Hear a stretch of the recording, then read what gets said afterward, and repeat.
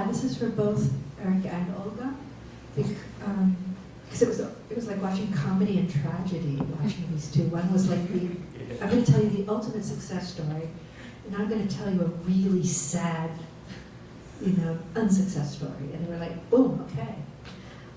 And the startup of actual Skolkovo was actually the exact same size as Shenzhen when it started. Shenzhen was that size, and it had 300,000 people, 330,000. So, 300,000 people is not a lot of people. And this is the question I want to get to, and it gets back to Eric's idea of not only scale of production, but scale of market.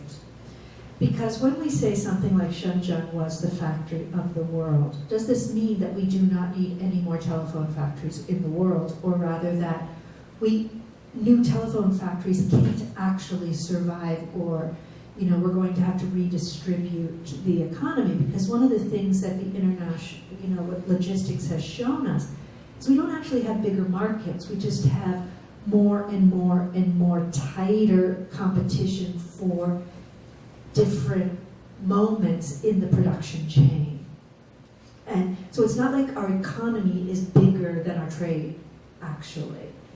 And so, for example, Macau is now undergoing this massive redevelopment because it has 1.4 billion potential gamblers, right? And everyone's like, Macau is bigger than Vegas. Well, of course, China's 5 times bigger than the US, right? So just looking at that kind of a scale relationship, Vegas should be 1/5 the size of Macau, in a certain sense.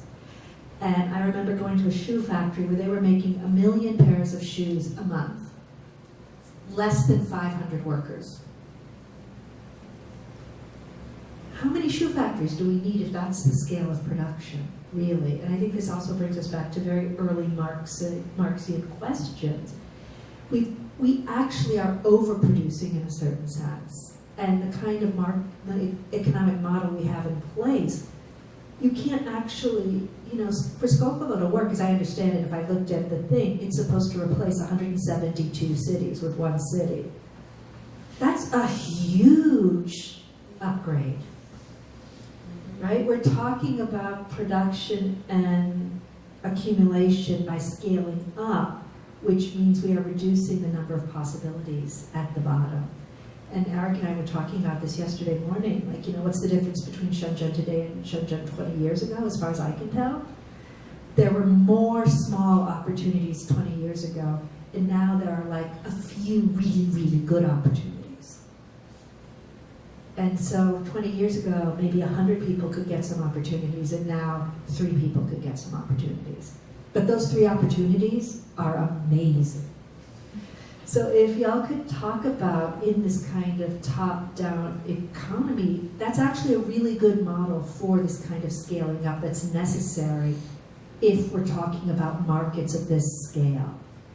So kind of from the idea of architecture for this kind of a world and manufacturing for this kind of a world.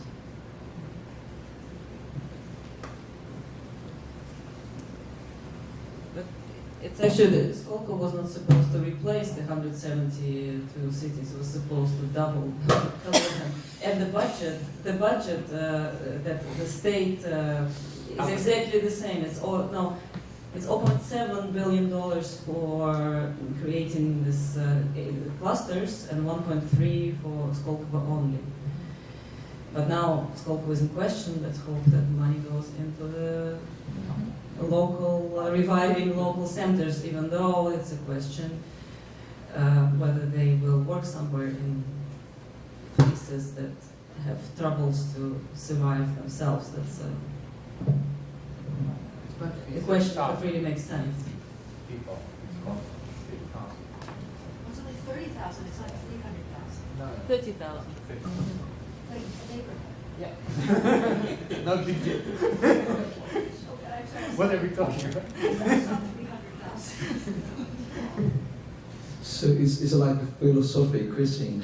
Where does innovation or business needs to ultimately? Because we have overproducing so many things. And I think our people don't need that.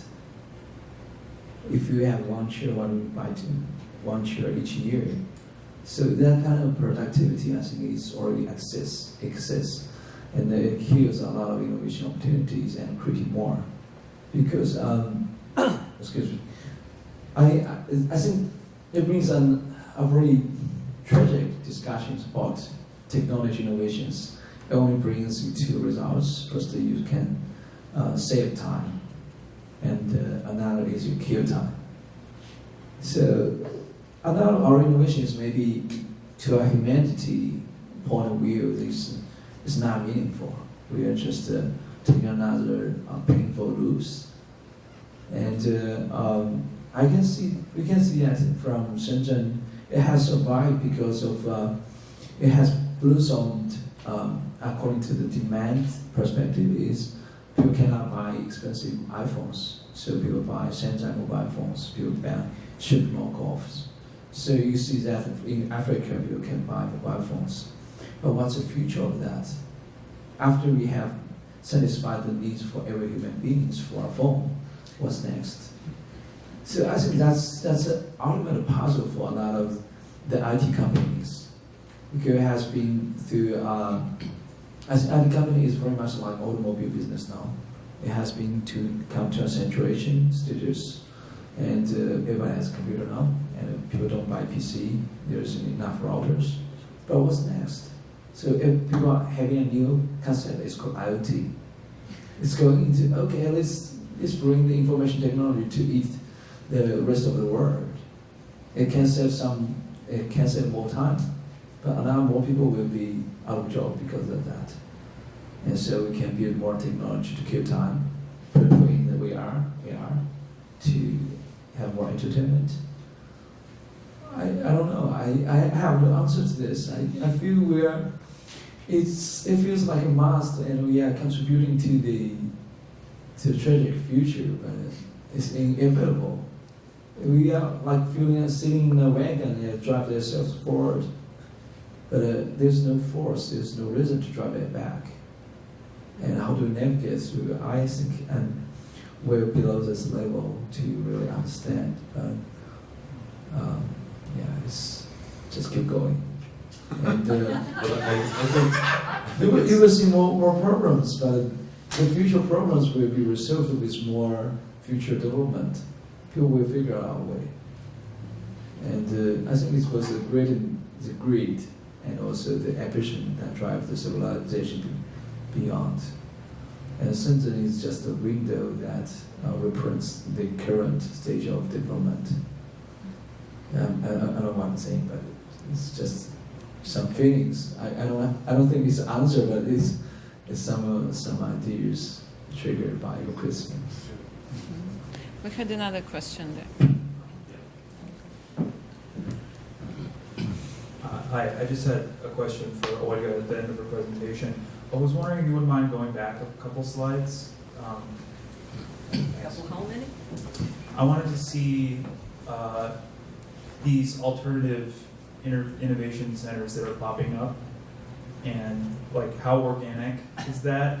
What are the conditions that sort of led to that, and whether you Kazan. yeah, Kazan and the other one too. Stupina. The map or the pictures? Just at the end, there were some pictures, I think. People sitting cross-legged with laptops. Yeah. Yeah. Like this. Yeah. Where is that one again? It's a Stupino. Stupino. Is that near Moscow? Yeah. Okay. So what, in your opinion, are the conditions that lead these to pop up? Like, how organic is that taking place? How organically is that taking place? And do you think that would the state ever consider sort of latching onto this, or? It seems as organic as it is currently possible. Because the state provided the economic free zone, and then it was occupied by people, and then the state seemed not to interfere further on. And it seems that it's a group of people that is really enthusiastic and is really seeing it as their own zone, as their, and and they seem to be able to negotiate and to propose and to do something within that area. And the young people with families who move there, who are going to print their own homes, put them up in the 3D printer and live there. It seems don't know any of them personally, so it's you can follow. But it seems to be quite organic. We have another question here.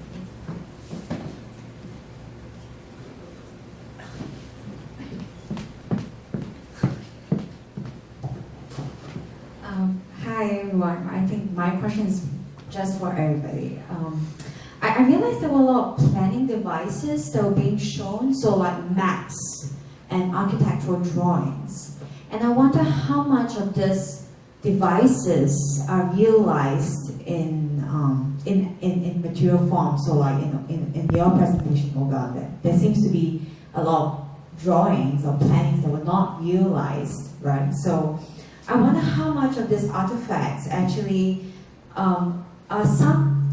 they perform some kind of projections into futurity, and it's a very particular kind of future that seems to achieve some kind of market value in the end. So it's a valuation that's enumerated, right? So it's not a value that's about morality or ideology, but it seems to achieve some kind of market value.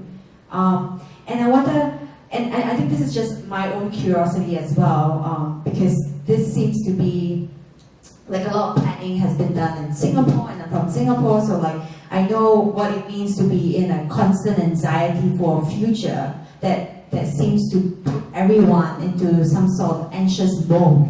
And I wonder whether that's a healthy way to think about the future.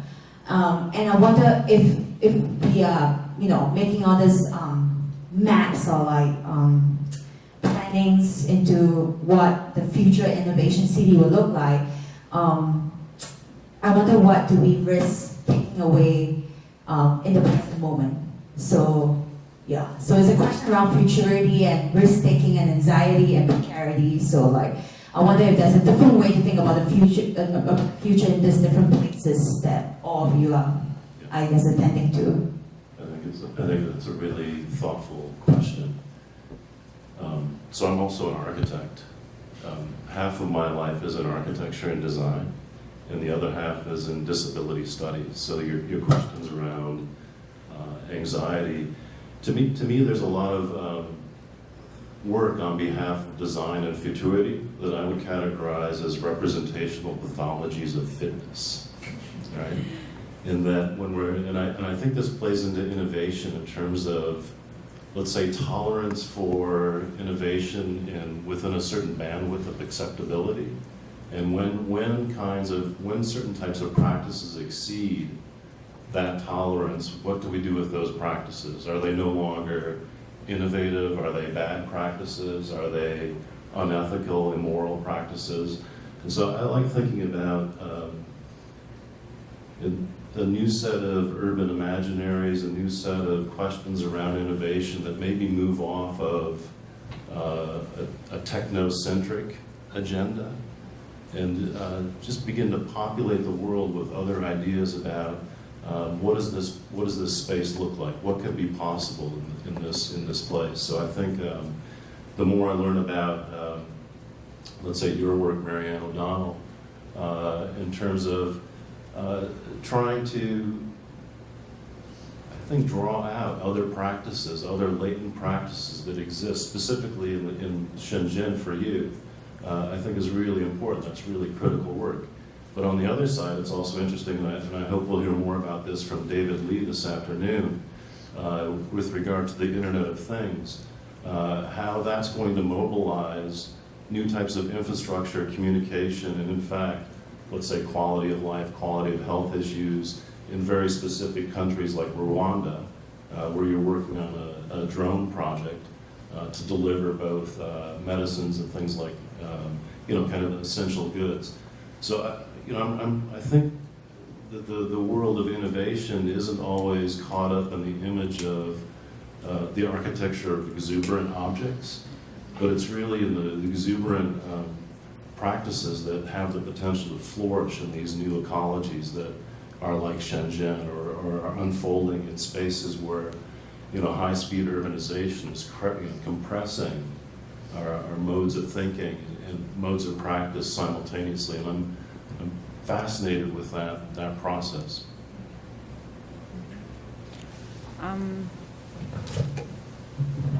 Thank you for your question. Someone who lived in Singapore, I know what you are talking about. This constant thinking of the next, because this way of making money is going to end in 10 years. We have to think now. Let's collect the best minds possible. What's the other way we can make money and provide for this kind of great quality of life? I'm not dismissing that question of quality of life. I think we are also in a moment where I notice, for example, in other fields like design, we hear so much about design futures specifically, and speculative design that fiction seems to play in the humanities as well now. Such a huge role. I don't know the answer yet, how it connects to that anxiety of governmental, maybe anxiety of future, but I just want to mention that the word future seems to be traveling, right, going around interdisciplinary, and also from my perspective that notion of MIT is coming and doing something for us, it's really new in Russia, right? When I was growing up, there wasn't this future, we were building the future. The future was already happening, it was here. It wasn't this sense, futurism was our idea, right? There wasn't an idea of some Silicon Valley. That one is new and that one changed. So I think that future also has that cultural specificity. It's not one word of what it might mean. And I think that today we're also trying to figure out, right, some of these cultural specificities and that mentality of a wannabe, a mentality of copying, or mentality that the future is elsewhere and we want that particular thing. I also feel it's something on the ground. When more I read about or hear about Skolkovo, I feel that there is a certain resistance to it. One reason potentially is because locally people, if you look at Silicon Valley, it's very much Asian, but it's also very much Eastern European, right? Lots of people who are making that kind of, the brain drain is huge from potential Skolkovo to, right, Seattle and to both East Coast and West Coast. So our here departments of STEM field, you can I'm probably the only Russian name in the School of Art and Design sounding, right? But it's certainly not the case when you look at STEM fields internationally.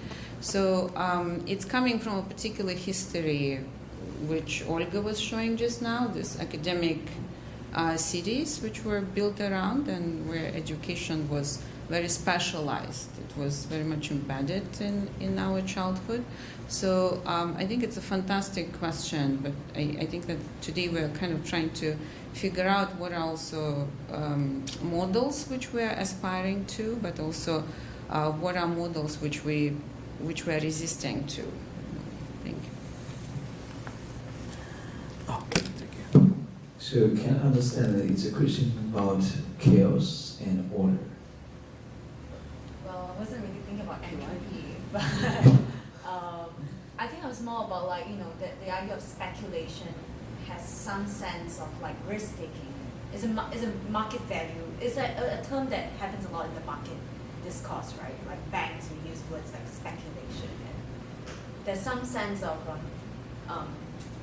like when you were mentioning about time of speed of Shenzhen, and it seems to me that the projection into the future is a very specific kind of future that is maybe compromising other ways of living, but I might be wrong. So, I mean, you know best, right? I don't know anything. Yeah, that's. So a bit lost for this question because I was still in Marianne's question. It could be connected. Can I answer this question? I think we are from the Chinese background. I have something. I have little things to share. Today is a significant day. I think so because Donald Trump is meeting President Xi Jinping somewhere, right, in Florida. Is it today or tomorrow? I think it's today.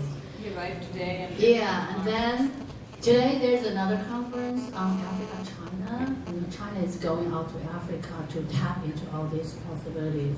Yeah, on the one hand, it's helping the African people to change their lifestyle, and on the other hand, I bet people would be suspicious about what's going on. I'm coming to your question very soon.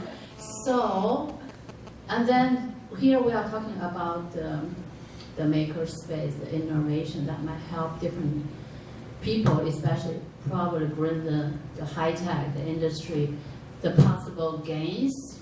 You know, this morning I read an essay talking about comparing Shenzhen to Xiong'an, right? Xiong'an is the key thing now. It's the 3 small subsidiary counties in Hebei province adjacent to Beijing. And because the relocation of the municipal government from Beijing center to outside, so something that's comparable to your question. So I think you are talking about ethical, the morals.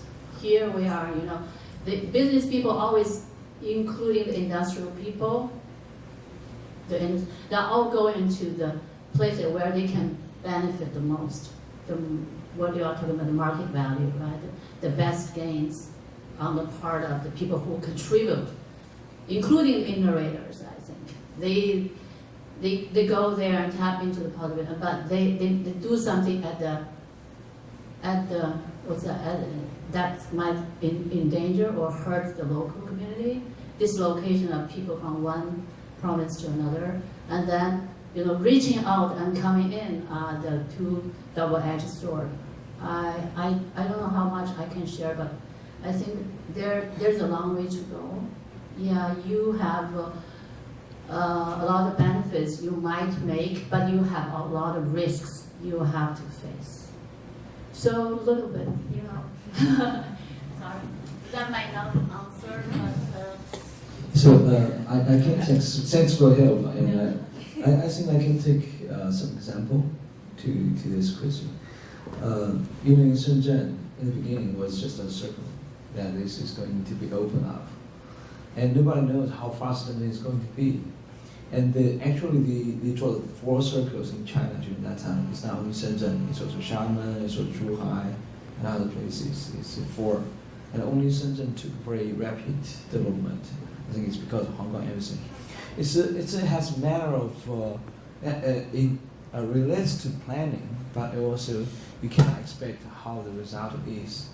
And there is a very interesting movement, step from the government, is to repel the manufacturer out of things. We need to keep the cage and change for other birds. It's called Tianhuaniao. That was very. I think it's because that the village is and has been changed as well. So the city has a goodwill in the beginning. They want to upgrade the industry, but after they have repelled the manufacturers, I think the city itself is in danger for future development. You cannot say it's good or bad. It's only can be proven by time. There's always different opinions, and that's a risk of the government needs to take. And that's the people who wants to follow the innovations to take. So I don't think I have a right answer to this. Oh, there's no right. Yeah, just for some, it's just some example for you to think about. I will say something about the future. But do you want to comment Yeah, on the future? So you're building the How we future. can see the future? No, that's, I think technocratic approach is very difficult to lose because it's so convincing and so Yes. easy, as it is very difficult to lose the progressivistic thinking, because you want to believe in development and you want to believe development is good and you want to work for it, but maybe the future is in this balance of development and preservation, and with the time the preservation is actually getting a more important tool and aim than the development. Or innovation. Innovation in that case. So Jason had a question earlier, so I'm gonna. I don't know if it's so much of a question or a comment, but picking up on some of the discussion you're having, for me at least, I'm going to be super simplistic in my 2 comments. Shenzhen or the Pearl River Delta is actually, what hasn't been mentioned enough is the notion of innovation is a lot of times kind of quietly tolerating the illegal. And Shenzhen did it in certain ways, you know, Hong Kong in terms of international finance, Macau in terms of gambling, Shenzhen in terms of even housing, and then Dongguan we can talk about prostitution and all sorts of things. So it's been used as a funnel to take things that we politely call informal and tolerate them and then make money on them. So I think that's something that needs to be acknowledged, and within the case of urbanism also is a discussion, this notion of, what again we all talk about is informality, and all this as a blanket term is something I would like to acknowledge about the reality of at least my perception of Shenzhen. Marianne, as always, you can tell me how wrong I am. I'm welcome to hear that. And on the notion of futurism, which I really thought was a on-point question, I'll switch. Being someone who's vaguely from this part of the United States, I'll talk about the power of bullshit, because this if you want to talk about the American ideology or the Chinese dream or all this, there is a truth to getting people to believe they can do these things. And then coming back to this notion of Shenzhen, I'll relate to the fact that, we're sitting kind of between Chicago and Detroit. And I was laughing, it was a year ago, we were doing something with Watch on Bay, and someone was talking about, the future of Shenzhen is tech. But actually, by coincidence, I'd seen something about, I think the Republican National Convention was in Chicago in the 60s, and to see the video about it, when they were talking about the business of Chicago, all they were talking about was the pig industry. In Chicago now, that's just because you can get hot dogs. But that has nothing to do with Chicago. But, Chicago is the windy city, debatably because it's actually just really good at bullshit and always has been. Whereas maybe simplistically, Detroit bet on big industry. And that's way too simplistic of a statement. But that's where I'm curious to see how Shenzhen evolves. And I like that you say that it becomes this platform or stage or window for other things. So again, it can still be this kind of, I'll politely say funnel of things that come from other places, which could be illegal or could be innovative, or however you want to phrase it. But I think that's what's interesting for me about the future of Shenzhen, is how it tries to go forward. And it's not necessarily tech. I do like that it's this notion of innovation or platform or this, because the notion of the city has to shift. So in neither thing is it a comment, or is it a question? It's just two comments. But I think these should be acknowledged from my perspective. Other reactions? Yeah, so this is already beyond my expertise, but I try to answer. So in Shenzhen, I think we look for its future when you look back to its DNA. It's actually a manufacturing city. It's of the engineering, of its open policies. Yes, there are so many things illegal, but legal, I don't think it's a drive to make things right. And in Shenzhen, of course, it's breaking a lot of established business patterns, so it can survive and blossom. If you look further, I think this is still the key to go back to its manufacturing nature. And I think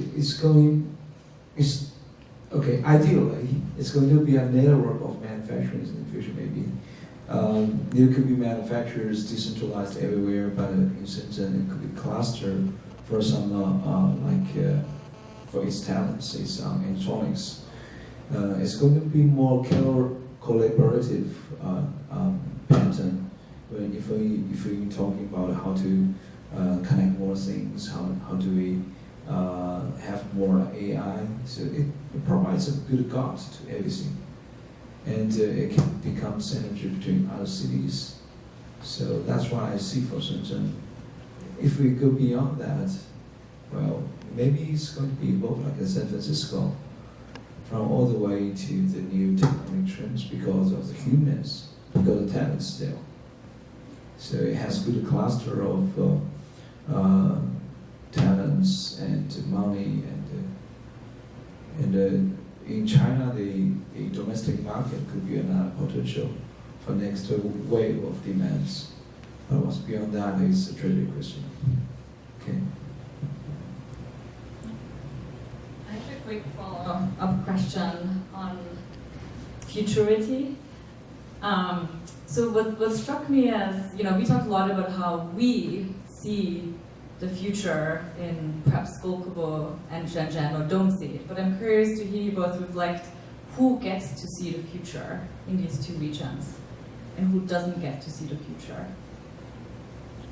And what kind of future? That's a tough one.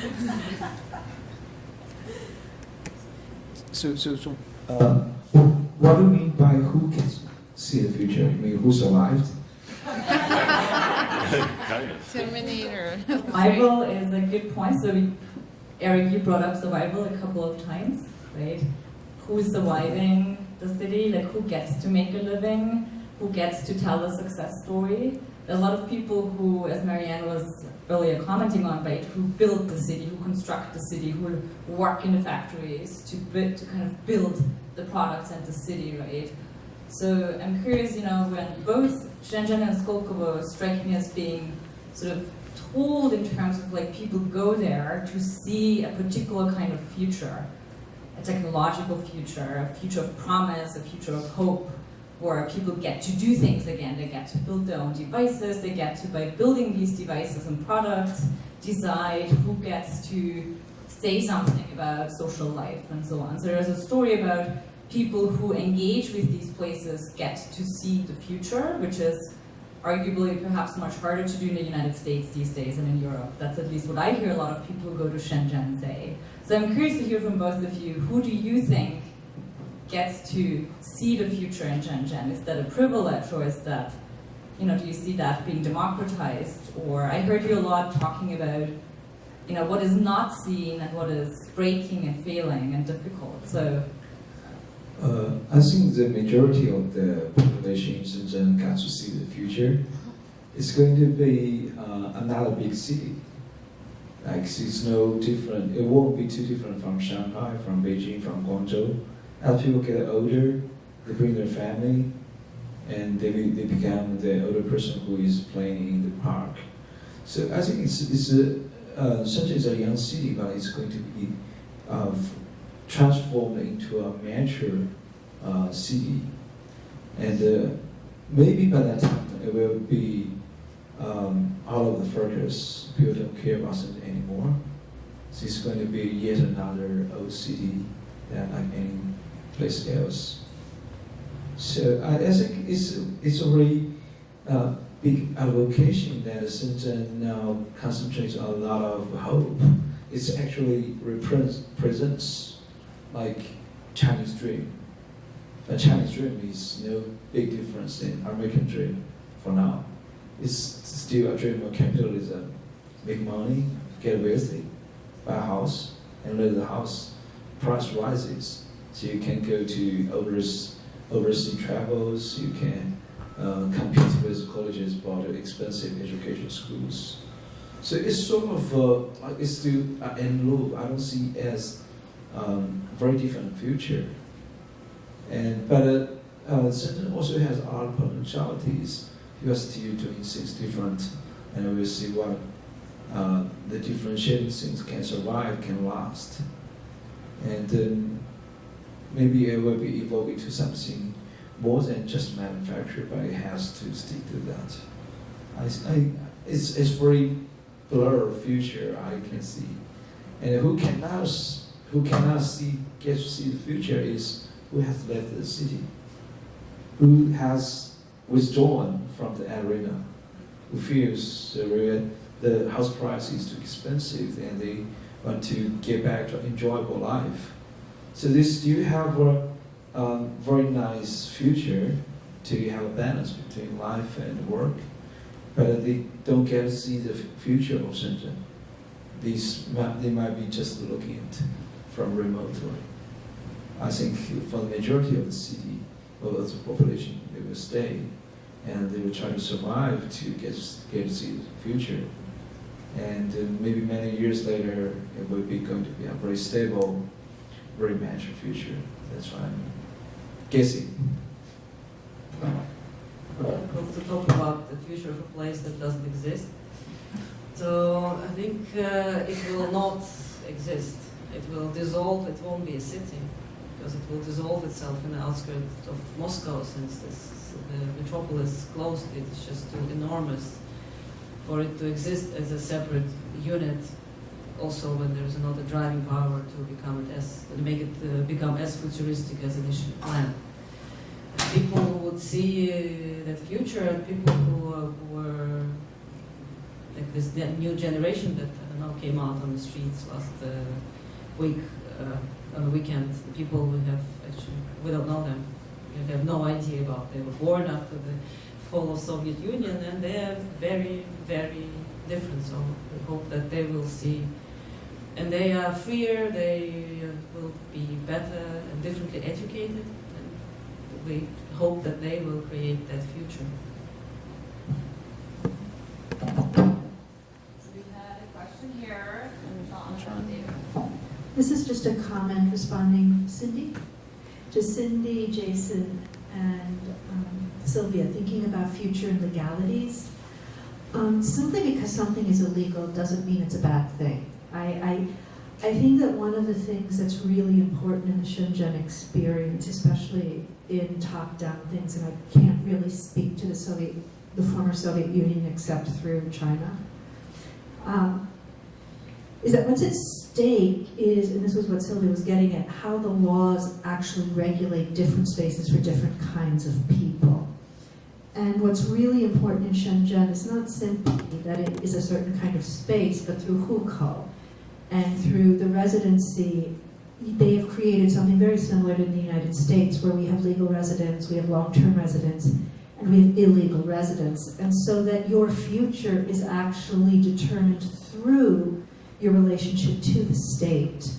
And legality is how that future is shaped, right? So what is legal for me is not necessarily legal for someone else.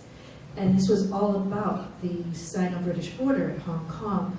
Even during the Cold War, Bao'an County had relationships with Hong Kong, with the Dongjiangshui Li Gongchang, right, with the East River Water Project. As of 1958, Zhou Enlai gave the drinking water to Hong Kong so Hong Kong could develop. Hong Kong didn't have enough water to actually industrialize. And so it was actually not allowing Bao'an farmers to sleep. They had 4 to 5 hours of sleep a night for about 5 years of forced construction of reservoirs to provide Hong Kong with water, right? And then you get pictures on the cover of Life magazine saying, look, they're starving, they're trying to get away. Well, not only were they starving, they were sleep deprived. And they were sleep deprived and starving because most of their produce was also being sold in Hong Kong to provide hard currency for the state. And so at that moment, you see how well Life magazine, God, I don't know what they were thinking other than let's blame the victim. But that the idea of what is legal, who it is legal for, right? And something I'll talk about this afternoon is prostitution. When is it legal? When isn't it legal? These kinds of questions actually shape futures. And one of the things that changed Huatiangbei, I would say, is that from about 1996 until 2010, during that 15-year urban plan, the future that was imagined was fuzzy. And so they didn't regulate it. But it was never like, the state never opened its hand and said, I'm going to give it completely over to the market, or I'm going to completely give it over to the people. They just said, I don't know what's going to happen, I'm not going to regulate it. And then in 2010, when the next urban plan came out, they had a very clear idea that they wanted to go to, who was the person who talked about big companies, might have left. They decided they wanted to go to big businesses. And then all of a sudden you have them going in and restructuring the environment of Huatiangbei. And nobody's there anymore, but now it's got another Walmart, and it's got Jiufang, and it's got all these different places. So I would say, bringing all these things together, that legality and regulation and how it organizes bodies in the same space is really kind of what's up for grab in envisioning these futures. John?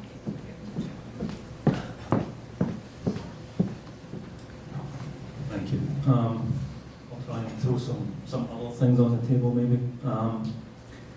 So thanks for mentioning in a roundabout way the British Empire and water.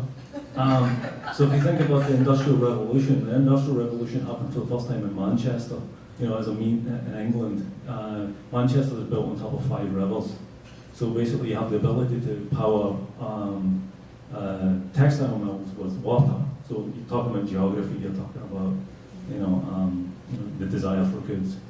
But the thing is you know, we're currently in the 4th industrial revolution, so IoT, you know, is among the suite of technologies, you know, that we categorize as the 4th industrial revolution. So thinking about the waves of innovation or the waves of revolution, you know, if you think of Schumpeterian's waves, you know, we start off with a periodic wave of about 60 years. You know, the last one of computation is about 30 years. You know, so I mean, thinking about the future, if we follow that trajectory, you know, the next wave is about 20 to 25 years, and then everything goes somewhere else. And coming back to the water issue, if thinking about that, unless the graphene desalination thing that was announced yesterday actually takes off, you know, we have 22% of the world's fresh water in our backyard here in southeast Michigan. So thinking about you know, the geography and how that impacts on the ecology for innovation, you know, and I think the future sort of looks like the past. So Glasgow, Manchester, Detroit is Shenzhen's future.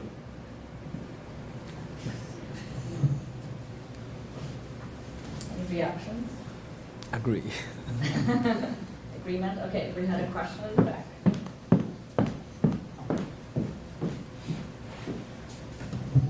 So I think a couple observations or CD reactions.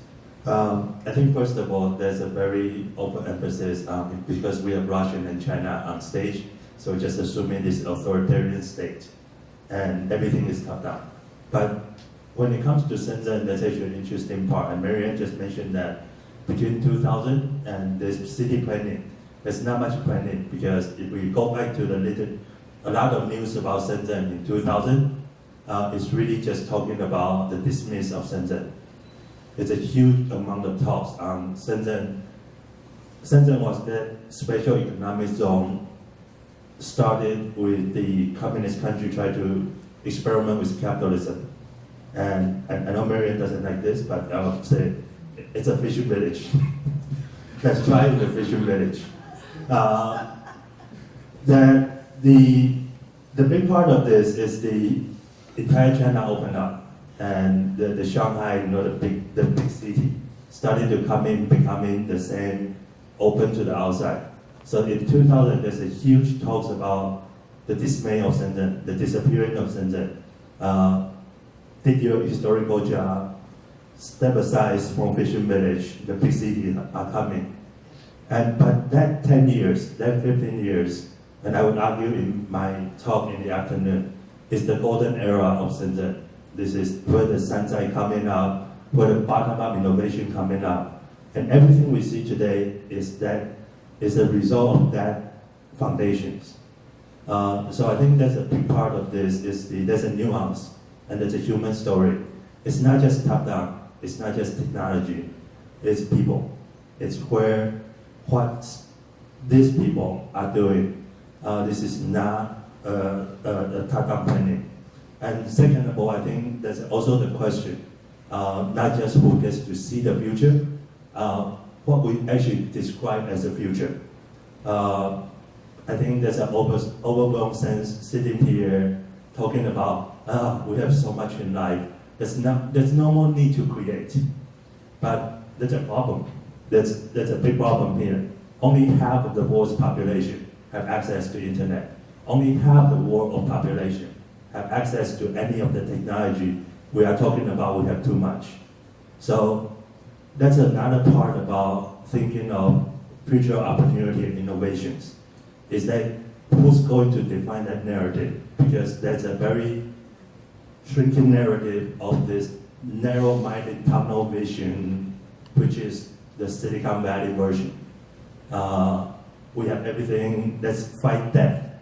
Let's go asteroid mining. But ignoring the reality on the ground in Shenzhen, especially right now, the hottest topic in Shenzhen is not Silicon Valley, it's Africa. And what's that future look like when you started to recognize these visions as what future is? Is that only the polished future envisioned by Silicon Valley? Is that the only futures? Or it's just one of the narrative? And should we be focusing on other narrative of possibility?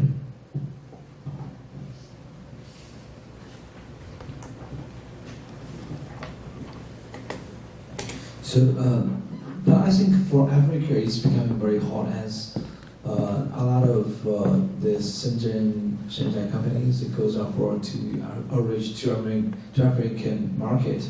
But I think the two perspectives. First is how do the American market has more buying power, because of course the price for electronics it can be cheaper.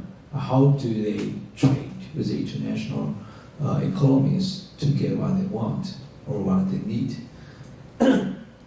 I think it's much a bigger issue rather than Shenzhen. It's about how do they rebuild to create values that can be exchanged.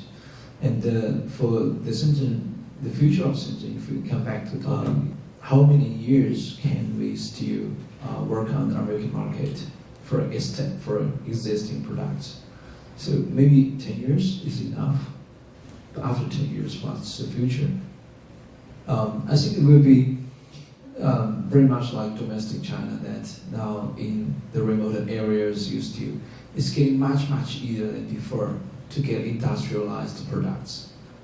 I think in 5 more years, everybody can use Taobao to get the latest things as long as they have buying power. But what's the next mission for Shenzhen? I think that's a doubt for that. So maybe we can do offline for that.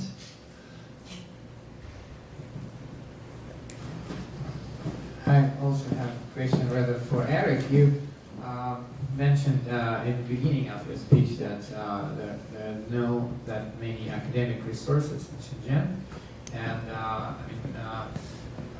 dwelling on what was said just before, if they have this cycles of innovation getting shorter and shorter, John said. Probably we are entering a station where conventional form of education is not adequate anymore. Or maybe we are entering a station where there's no place for education at all. Maybe we should celebrate it somehow, or maybe you have some research, because in the end, you also said that what people aspire, beside everything else, is to send children to expensive schools. So you see the place of the schools, maybe higher institutions in the future. So what is your personal position as a maker? I mean, I can say that this hands-on education concerned with like immediate production of things could be more effective than this academic education. But on the other hand, we kind of I used to think that these institutions are somehow responsible for transition of some values and for bringing up questions, like the one that David just brought up. So, and what's the situation with education in Shenzhen? So I think for academic resources, Shenzhen itself is very fast in deploying technologies, deploying new products for some specific ideas, but a lack of local regions if it's without academic resources. And if the academic resource is too far from industry itself, it can really difficult to build up the synergies. So Shenzhen itself is trying to resolve that. And I think back to the academic itself, I think there are to my understanding, there are two phases. First is you have the the fundamental researches about science, about philosophy, about humanity. On the end, you have engineering, you have applied materials.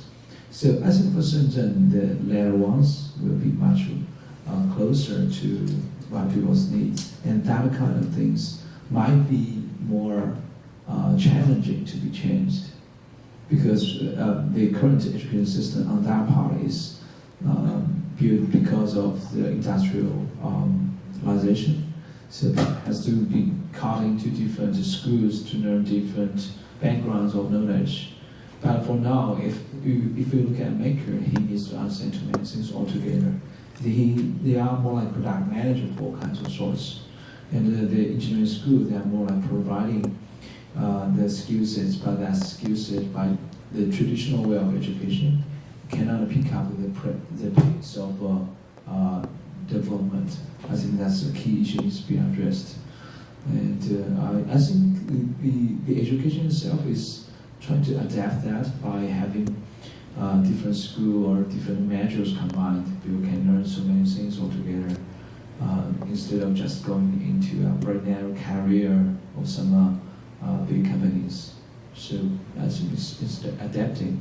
Shenzhen needs, I think, both all-around education for some purposes. It also needs some academic research for the future, concepts, ideas that needs to be applied. So that's what I'm There is saying. no university yet. There are quite some university, but they are too young, and there's no good accumulation of academic research. And because Shenzhen, before it was only 2 universities, now he's trying to go to Zhong to attract the famous universities to go there. But what they give out is we give you free land, we give you a lot of compensations, so majority they can allure people who is more ready for the fame, for the money, but for really people who wants to do researches, it's not there yet. Also, just to add before we wrap up, something for the afternoon, I think partially what we are trying to do here is, I think both Olga and Eric had this interdisciplinary framework, right, where we do have engineers, so academics together with designers and people who make and architects. And what was interesting again for me in Shenzhen is almost like now the aspiration of Shenzhen, it's almost like that plan of Skolkovo. It wants to look at itself as a value-added place, which is like a design city, and it's built a design museum, which calls itself Design Society, so by a Japanese architect.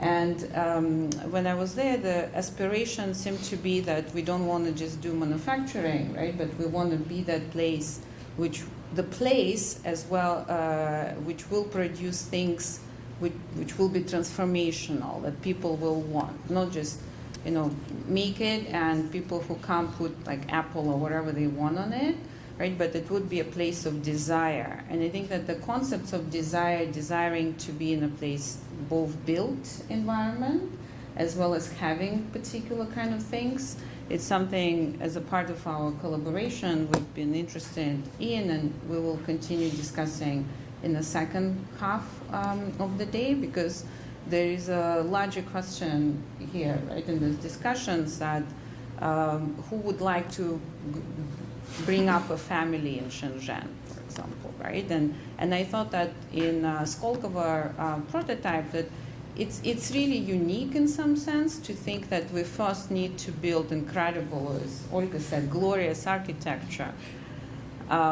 before we think about just engineering or nuclear physics and so on and so forth. So just for us to continue thinking about it, I think would be interesting and productive for the second half.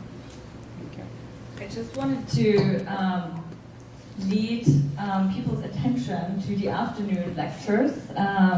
Both the location and the timing is up here.